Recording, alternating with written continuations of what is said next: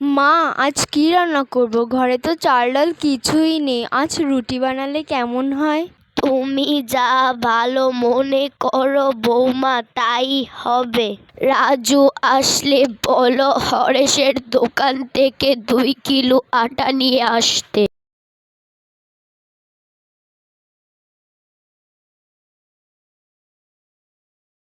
কি রে রাজু, এতক্ষণ কোথায় ছিলি? তোর হরেশ কাকুর দোকান থেকে 2 কিলো আটা নিয়ে আয় তো। আচ্ছা মা, আমি যাচ্ছি। মা না কি বলেছিল? ও, মনে পড়েছে, 2 কিলো আটা নিয়ে যেতে হবে। অনেক দিন হলো আটা দিয়ে রুটি খাই না। আজকে একটু ভালো করে জমিয়ে রুটি খেতে পারবো।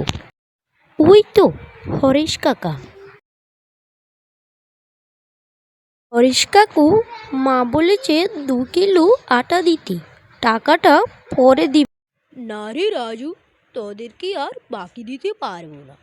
তোদের আগের টাকাই পরিশোধ করা হয়নি। তোর মাকে গিয়ে বলবি, যখন তোদের আগের টাকা পরিশোধ করবে তারপর তোদেরকে বাকি দিতে পারবো।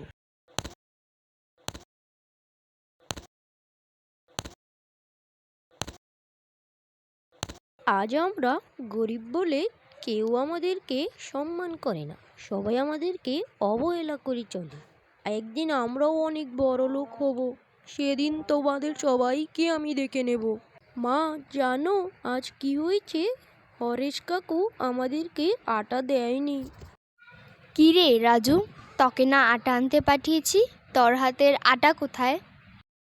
হরেশ কাকা বলেছে তুমি যখন তার বাকি টাকাগুলো পরিশোধ করবে তখনই সে আমাদেরকে আটা দেবে।